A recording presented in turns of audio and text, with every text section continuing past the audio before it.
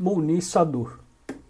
Não crer na glória da sua própria alma é o que a Vedanta chama de ateísmo. Swami Vivekananda.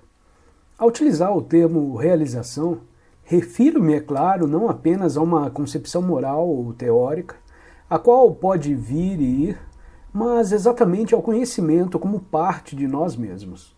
Em outras palavras, que está em nós e além de nós. É difícil prolongar esta explanação, a qual pertence à consciência que transcende os termos de uma linguagem que é aceita, conhecida e vivenciada por todos. A realização, no sentido usado, não é uma experiência de muitos homens e tampouco pode ser enquadrada numa combinação de elementos lógicos e expressos pela linguagem da mente, nem se desdobrar de componentes similares e, desse modo, finalmente torna-se acessível à mente externa. Portanto, gostemos ou não, esse é um fato e nada pode mudá-lo. Não obstante, um tipo de consolo existe. Aqueles que vivenciaram a realização sempre reconheceram, embora fossem incapazes de expressá-la em palavras. Na língua francesa, tão admirável adaptada à mais sutil espécie de pensamento filosófico, há uma bela expressão. L'odeur de sainteté, isso é, o odor da santidade. Usando o mesmo idioma, podemos dizer o odor da realização, numa tentativa de definir o indefinível. Por meio da meditação profunda, um homem pode chegar a essa realização, mas apenas sob certas condições. Nada melhor do que citar Ramana Maharishi, esse mestre espiritual de nossos dias, que partiu não há muito tempo, quando respondeu às numerosas perguntas a respeito dos obstáculos que impediam seus discípulos de chegar à realização desse modo. O problema é sua mente errante e os meios pervertidos. Com o significado evidente de meios de vida, não posso encontrar nada mais próximo do que esse dito exato e breve. Ambos os obstáculos precisam certamente ser removidos antes que possamos meditar como pretendemos. Para a pessoa iniciada, não existem dúvidas ou indagações a respeito disso, pois ela conhece a si mesma, sabe qual linha que deve seguir em seu caminho. Contudo, em todo homem há um critério para o qual ele sempre pode apelar quando necessita: sua própria consciência.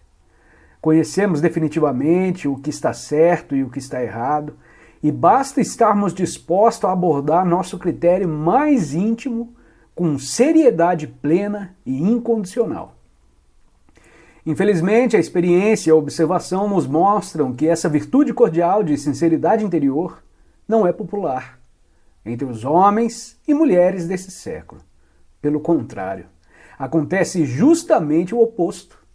Enganamos e mentiras parecem dominar os horizontes moral e intelectual da humanidade nessa época infeliz e conturbada. Dentre os obstáculos, a maior parte de natureza física, que são óbvios para todo mundo, estão a imoralidade, a desonestidade, a raiva, a mentira, os maus hábitos, a falta de força de vontade e a falta de estabilidade e resistência. De onde vêm nossos sentimentos e pensamentos?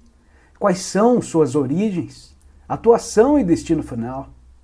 Quais as relações existentes entre os acontecimentos deste mundo visível e aqueles do mundo invisível? Existe um fator, independente do nosso tempo tridimensional, com suas 3 subdivisões, passado, presente e futuro, no qual eles encontram sua fonte e razão última de existência? A habilidade de ver o passado e o futuro pode ser logicamente explicada, dando-nos uma visão clara das técnicas que operam durante as manifestações de clarevidência, clareaudiência e faculdades transcendentais similares que existem em nós. O drama do universo manifestado já foi explicado? Se não nos recessos mais profundos de sua origem, o qual transcende até mesmo os mais avançados poderes humanos. Então, pelo menos nos métodos e fatores ativos, os quais, como executores da vontade primeira, tão inconcebível para a mente, alguns espíritos sublimes que vieram para este planeta ocuparam-se de problemas similares e encontraram soluções úteis para eles.